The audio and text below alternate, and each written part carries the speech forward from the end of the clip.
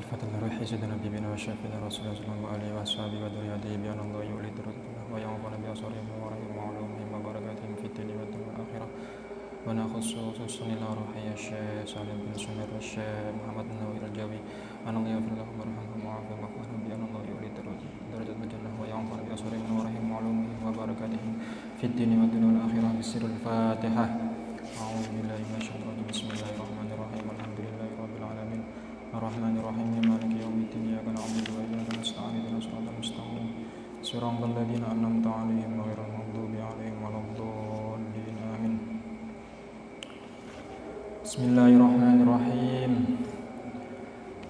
Faslun utawi iki ku ana fasal suwiji.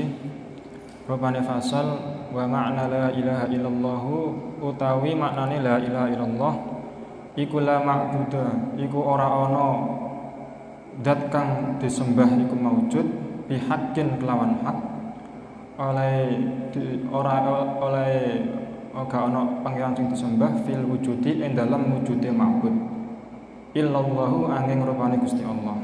Ya iso illallah iso illallahu ya. Jadi nek illallah dadi apa? Dadi istisna nek illallah dadi badal.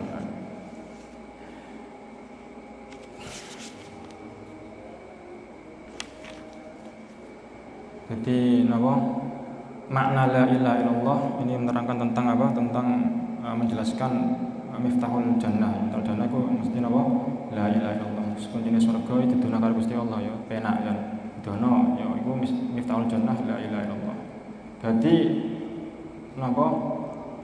Wong ngerti makna la ilaha illallah itu bukan hanya sekedar apa? Tiada Tuhan selain Allah. Jadi makna la ilaha illallah itu ketika orang tahu makna la ilaha illallah ya, itu sebelumnya harus didasari apa? Ilmu. Berarti harus tahu dulu. Tahu tentang ngaji tauhid dulu. Ketika sudah tahu tentang ngaji tauhid, maka baru orang tadi tahu apa? Makna la ilaha illallah. Jadi makna la ilaha illallah itu sebelumnya harus fa'lam annahu la ilaha illallah. Jadi tak dulu kan fa'lam sih, ngerti sih. Baru ngerti lagi napa? Ngerti maknanya la ilaha illallah.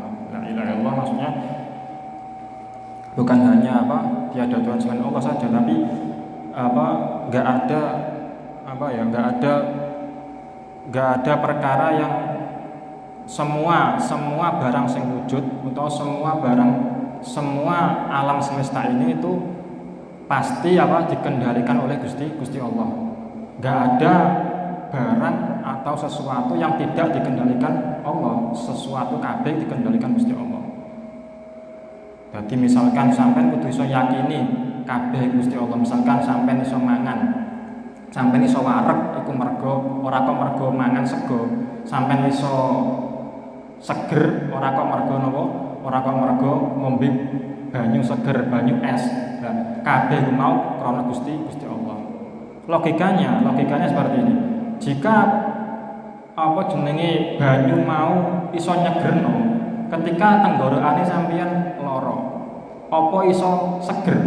Apa iso nyegerno banyu ku mau? Kan enggak bisa nyegerno kan karena tenggorokane lara. Nah, kabeh yang ngono, kabeh sesuatu perkara yang ada di alam semesta ini juga semuanya harus apa? Kehendak Allah semuanya. Kabeh.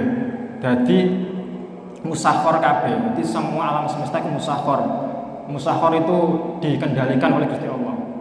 Kayak kapal, wesi itu kan cara akal itu nek dilebokno banyu kan tenggelam, ya kan wesi.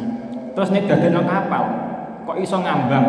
Nah, iki kabeh karena Gusti Allah. Musakhor, berarti dilulutno karo Gusti Allah. Wong selancar iku kok iso, kok gak diterjang ombak. Padahal cara akal kan apa jenenge ombak kan wis nang dhuwure wong selancar iku mau kan. Lah, iku kabeh sing nglulutno sing apa jenenge yang mengendalikan Gusti Allah. Makane sampeyan lunga nang ndi wae, sampeyan nek lunga nang kudu apa ndonga. Oh subhanalladzi sakhkhara lana hadza wa ma kunna lahu muqrinin. Nah, iku ndonga iku engko kabeh ben kabeh iku mau apa jenenge diselametno karo Gusti Allah. Dadi sampeyan numpak bis, numpak apa wae ndonga iku ben apa? Ben selamat. Mergo sing ngendhaleno kabeh Gusti Allah. Saenak-enake supir ya, saenak-enake supir, saapi-apike bis nek dalane jebol, dalane elek, dalane kempes mesti gak ngarah iso ngendhalekno napa bis ku mau. Mergo kabeh Gusti Allah kabeh. Dadi iku lah makna apa? La ilaha illallah. Ya.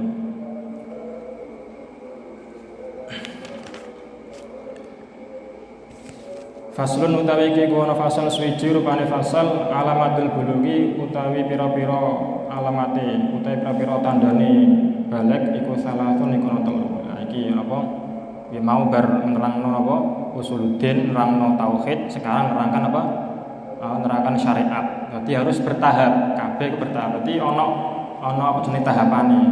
Gak kudu napa durung iso tauhid kok dadak apa ilmu syariat. Kok langsung bar ilmu syariat lagi ilmu tasawuf. Berarti ana urutane bar ngaji napa tauhid, terus napa ngaji syariat, lagi ngaji napa tasawuf. Gak oleh sampai ngaji tasawuf paham syariat kok ngaji tasawuf. Ora paham sampean. Percuma salate, percuma ibadahe nek gak ngaji apa jenenge syariat sik lagi tasawuf. Maka ana urut-urutane. Iki bahas napa syariat.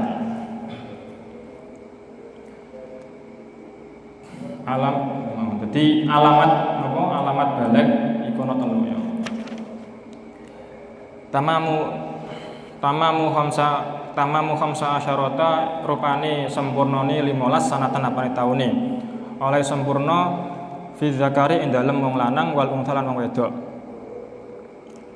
Wal ihtilamu lan ngrasa metu mani fi zakari ing dalem wong lanang wal untha lan wong wedok. Oleh ngrasa metu mani litis isinina krana arahe umur 9 taun. Wal haidzu lan had fil untha hal tetep ing dalem wong wedok. Oleh had litis isinina krana arahe umur 9 taun. Jadi alamat balik ya alamat balik apa itu untuk laki-laki ya untuk laki-laki ada dua yaitu ihtilam dan umur 15 tahun. Maksimalnya itu 15 tahun. Bagi perempuan itu ada 3. Yang pertama apa? Yang pertama umur 15 tahun, terus yang kedua apa? Ihtilam. Yang ketiga haid. Jadi alamat wong wedok iku balik iku ada 3 ya. Dadi apa? Umur 15 tahun, ihtilam karo haid. Kalau alamat wong lanang berarti ana loro yaitu ihtilam karo apa umur 15 tahun. Jadi umur 15 tahun iku napa umur sing pasti iku maksimale wong balik iku umur 15 tahun. Dadi maksimale.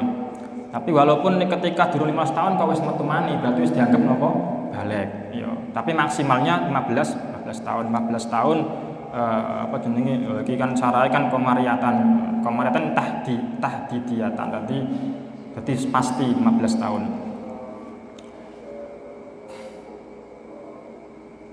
Ketika terus apa jenenge wong wedok juga sama, wong wedok juga sama itu 15 tahun.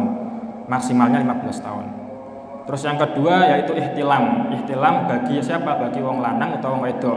Ihtilam tembang ngerasa metu mani walaupun tidak metu mani, ngerasa metu mani walaupun dalam keadaan sadar ataupun tidur. Ya. Ngerasa metu mani maksudnya ngerasa sendat-sendat atau ngerasa enak. Nah, ngerasa sendat-sendat tapi enggak keluar, hanya merasakan saja. Itu dinamakan apa? Ihtilam. Itu termasuk napa wis alamatnya balik, termasuk napa alamatnya balik. Walaupun enggak keluar tetap napa alamatnya balik iku mau ihtilam. Lah ihtilame wong wedok iku apa jenenge umur 9 tahun.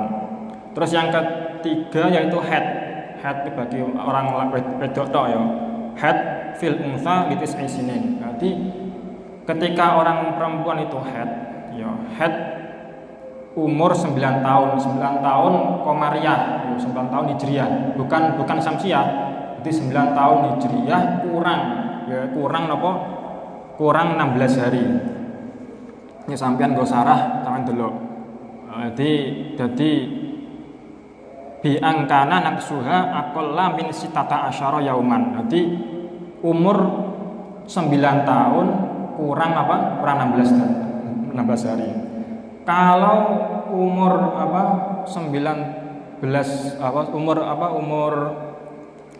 tahun kurang 16 hari berarti seperti ini. Misalkan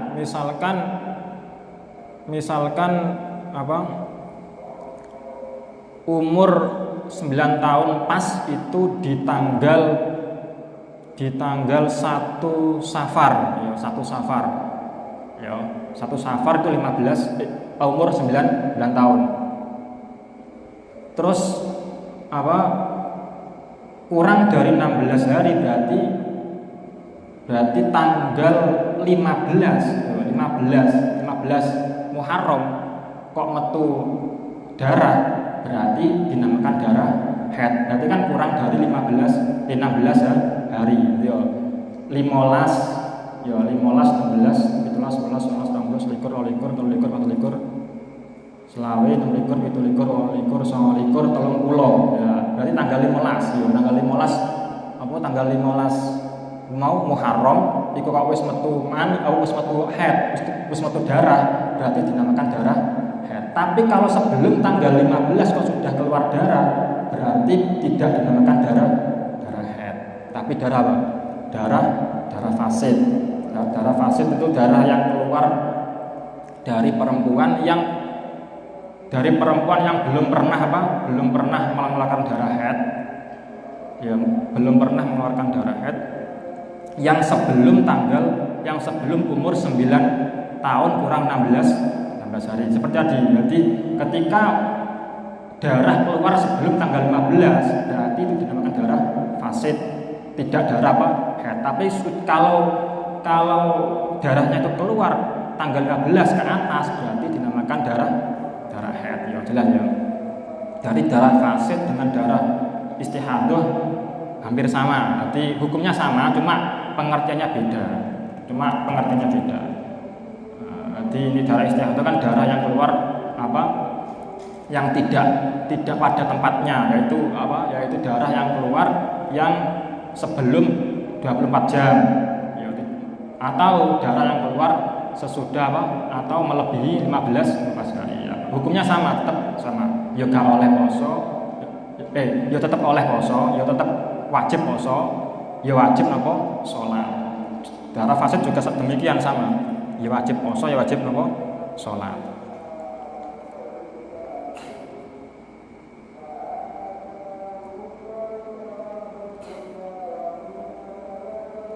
Faslun utawi iki kono fasal suwiji rupane fasal syurutu ijzail hajari utawi pira-pira syarate cukupe sesuci nganggo watu iku samaniyatun ikono 8. Ayakuna rupane yen to ana apa hajar ana iku bisalah sati ahjarin iku kelawan telu saking pira-pira watu.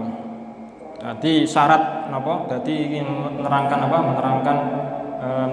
istinja ya, istinja nganggo watu. Jadi istinja kan ada 2, istinja bil ma dan istinja bil hajar. Ya, ini menerangkan istinja bil hajar.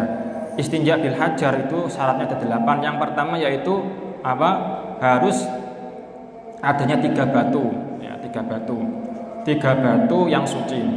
Atau 1 batu tapi ujungnya itu ada 3. Nah.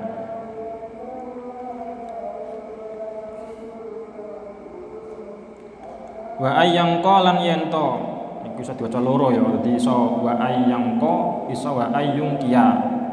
Iku apa ya? Iku fa apa qaf ya? Fa. Kok fa nggonku ya? Mun sampean apa? Qaf ya. Qaf ya. Iki iso fa keliru ya.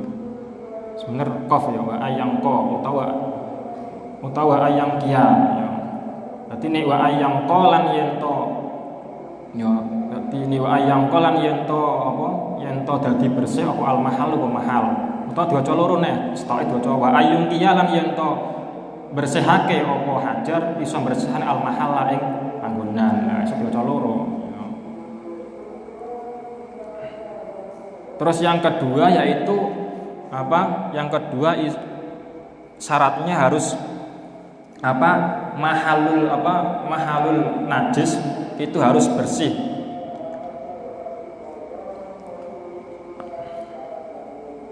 Maksudnya bersih itu maksudnya tidak ada asarnya.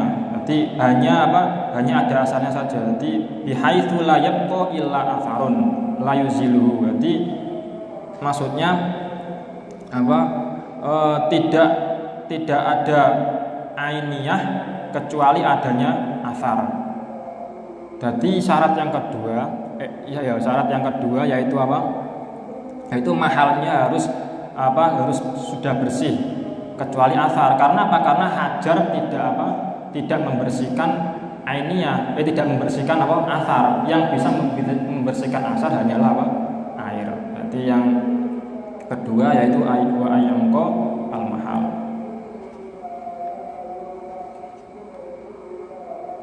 Jadi syarat yang pertama tadi itu bukan hanya batu saja, pokoknya setiap sesuatu yang keras.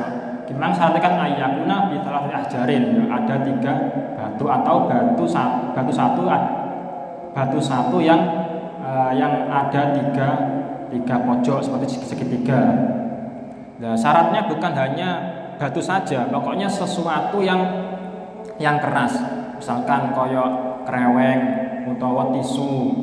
Pokoknya sepenting sesuatu tersebut tidak halus, kayak kaca utawa pring, gak oleh. Pring, kaca sing halus-halus gak oleh, gak memenuhi syarat. Yang penting yang syaratnya itu harus harus keras, keras, jamit, atos yang keras. Dan juga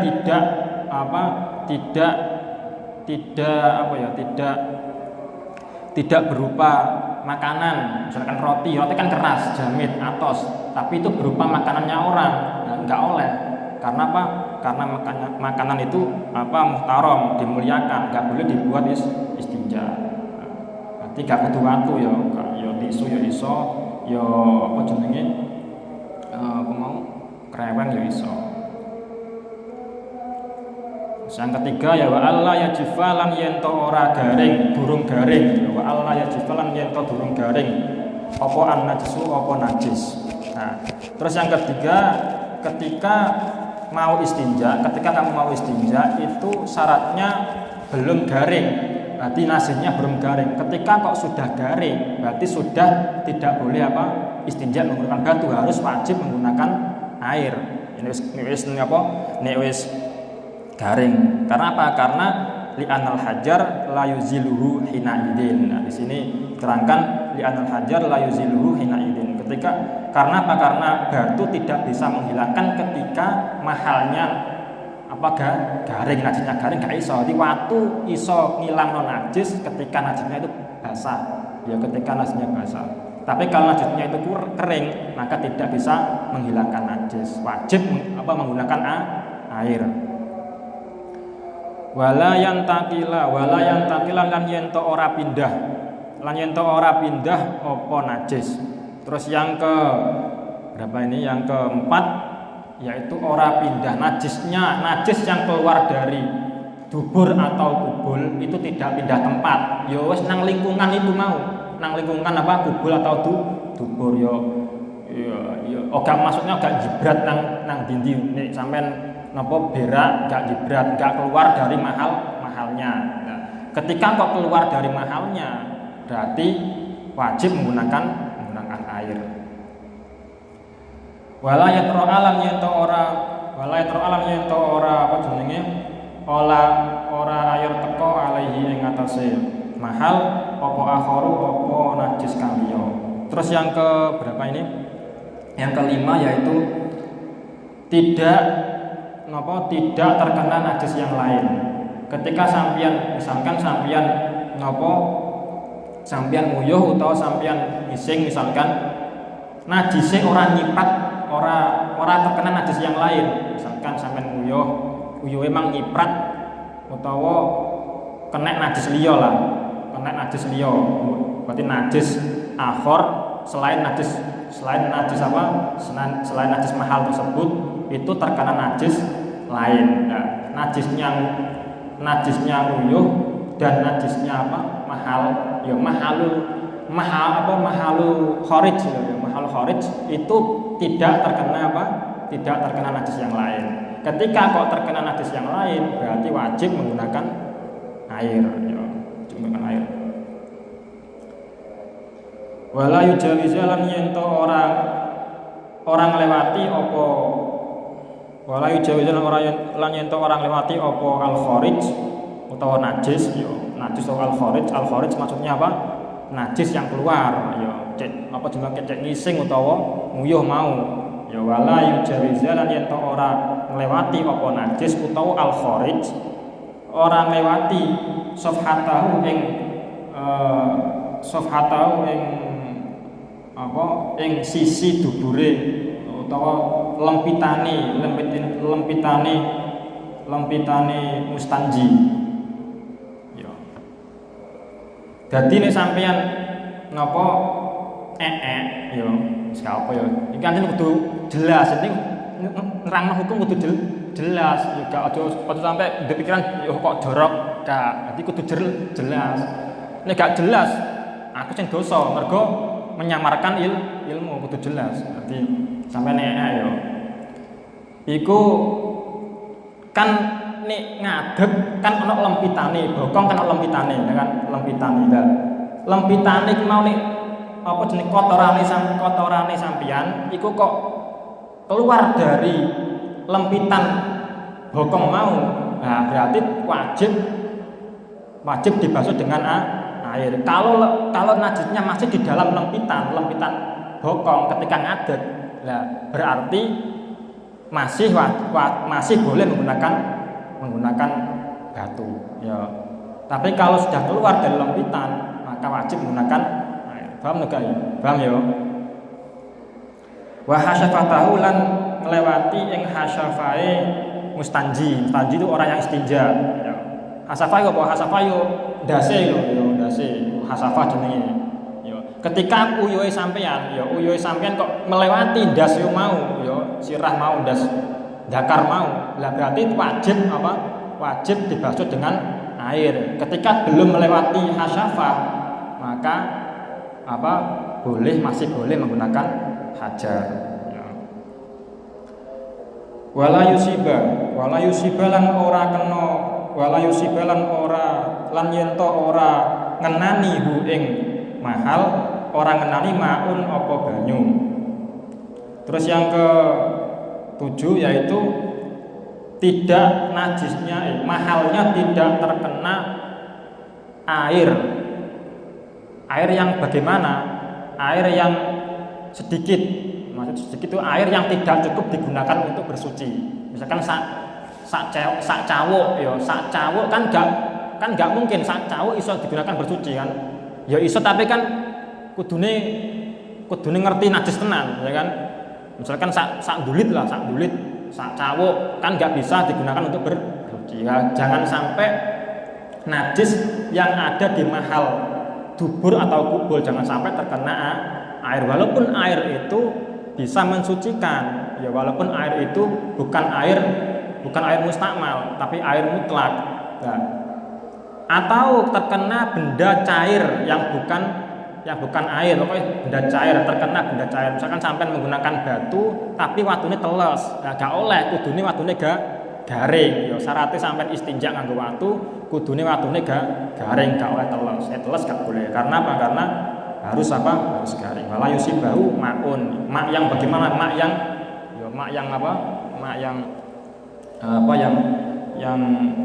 yang tidak cukup digunakan untuk sesuci. Wa antakuna lan yen to ana apa alah jaru apa pira-pira watu ana iku tahiratan iku suci. Terus yang terakhir yaitu batunya harus berupa batu yang suci. Jelas jenenge watu nek istinja kudu suci. Ya, tata caranya bagaimana? Tata caranya ketika istinja menggunakan batu iku ana tata carane gak ora angger kok gosok-gosok ora. Dadi ana carane ya. Ketika istinja menggunakan batu, ketika sampeyan berarti sampeyan ketika menggunakan batu itu pertama di sisi dubur mulai kanan sampai kanan seret bunder, berarti munyer seret siji sampai watune 2. Terus dari kiri ke kanan seret terus watune 2. Terus terakhir nang tengahe seret ya iki ya misalkan ya dubur. Dari kanan ke kiri bunder sampai 2 watune. Terus dari kiri ke kanan bunder sampai 2 watune. Terus yang terakhir nang tengahe. Nah, nang tengahe. Terus disunahkan diganjili. Terakhir diganjili 4 atau 5. Terus sampean gosok-gosok meneh 4 atau ping 5. Pokoknya yang penting ganjil. Yang penting ganjil. Itu tata caranya apa? Tata caranya istinja. Yes.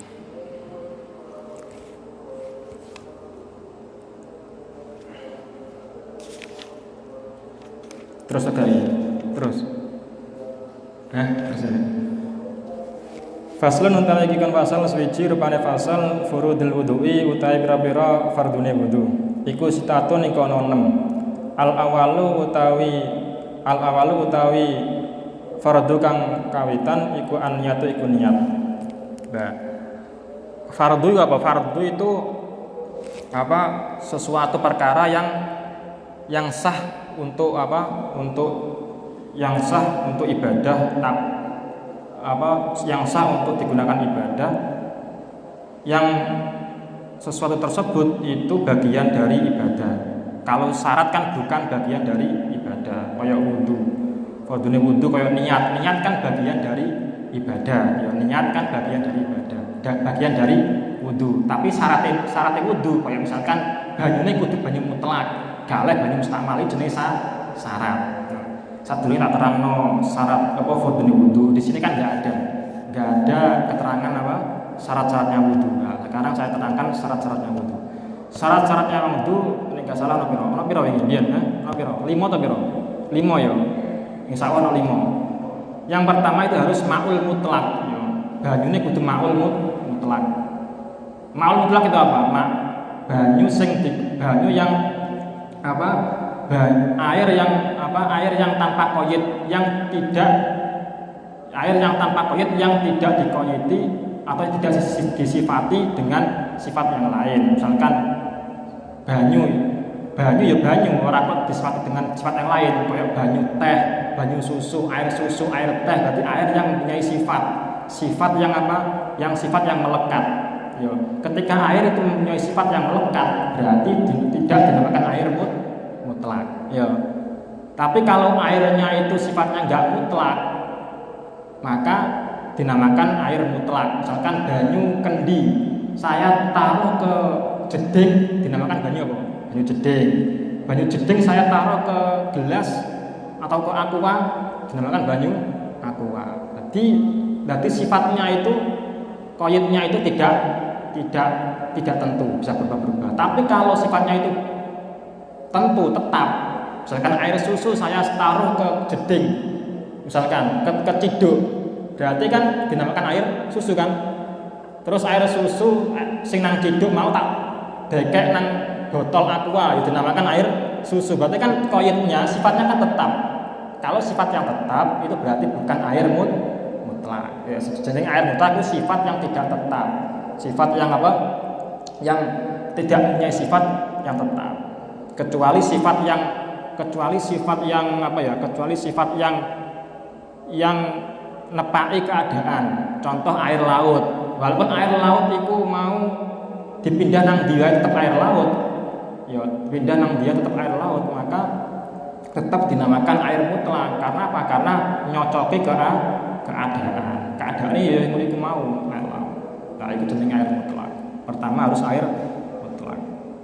Terus yang kedua yaitu apa? Yang kedua yaitu ketika berwudu itu harus mengalir. Berarti ketika sampeyan wudu kok gak ngalir banyune, berarti gak sah. Misalkan sampeyan wudu templekno banyu mau ngene tok. Nah, ngene tok. Nah, gak sah ngene iki jenenge ya. Karena apa? Tidak mengalir. Harus wudu, ketika wudu membasuh wajah harus mengalir. Harus mengalir. Terus yang ketiga yaitu apa? Yang ketiga yaitu ketika air itu mengalir ke permukaan anggota wudhu, ya ketika air itu mengalir di anggota wudhu, air tersebut tidak berubah. Ya. Ketika ketika air yang mengalir di anggota wudhu, airnya tidak berubah. Misalkan sampai wedaan, terus sampai langsung wudhu, orang mau ilangi udah isi, itu kan berubah, airnya kan berubah. Sing asale airnya tidak mempunyai sifat-sifat, ya tidak mempunyai sifat. Ketika sampean wudhu, berarti berubah jadi coklat. Nah, berarti air tersebut ketika mengalir ke anggota wudhu, berarti berubah. Nah, itu tidak sah, harus dihilangkan terlebih dahulu. Harus dihilangkan terlebih dahulu. Terus yang keempat yaitu apa? Yang keempat itu ada mulmane, enggak ada penghalang. Ya, penghalang ya kaya rupa jenenge blobok utawa cat utawa kotoran yang lain. Misalkan jenenge sampean wudu kok isih ana blobok ya. Termasuk maneh penghalang wudu itu blobok. Ngerti blobok? Blobok ya jenenge? Wis pokoke blobok ya bahasane ya. Blobok. Nah, ketika sampean wudu kok iso ana bloboke ya, itu berarti wudune sampean gak sah karena blobok termasuk maneh, termasuk penghalang wudu. Berarti sampean usahakan ketika mau wudu sampean resik mripat-mripate sing ana bloboken. Lah, ketika kok wis resik berarti harus langsung wajib langsung wudu. Utawa kukune sampean ya kuku sing sing ana kotorane nang isor kotoran iki termasuk termasuk maneh penghalang, harus dibersihkan. Makanya jangan sampai ngingu kuku, sampean kudu kethoki kukune sampean. Makanya kudu dikethoki. Nek gak dikethoki iku iso menyebabkan adanya kotoran, yang kotoran tersebut itu maneh dalam wudu. Utawa cat, utawa misalkan jenenge mangsi pulpen. Mangsi pulpen ditafsir, mangsi pulpen ketika digosok kok ilang berarti maneh ya. Tapi nek digosok-gosok terus gak ilang-ilang berarti termasuk athar mau labet tok. Nek labet itu tidak maneh, tapi kalau ain itu maneh. Lah tandanya ain dan maneh, tandanya ain dan athar itu apa? Kalau digosok itu hilang berarti termasuk ain. Kalau digosok-gosok gak hilang berarti termasuk athar. Kaya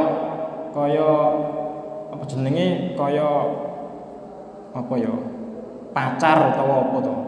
Jinggo, sampean jinggo ngerti ya jinggo. Sampean nyelupno jinggo nang tangan sampean kan ana abang ijo. Sampean gosok-gosok kan gak kena, gak iso ilang kan. Lah iku jenenge athar. Tapi nek sampean gosok kok iso ilang kaya mangsi. Nah, iso ilang berarti mangsi termasuk maneh, termasuk ainiyah. Wes yo. Terus apa meneh?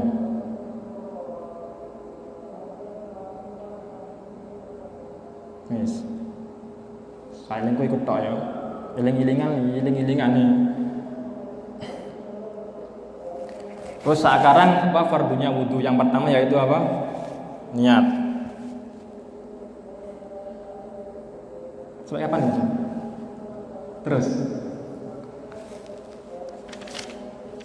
yang pertama niat. Niat itu apa?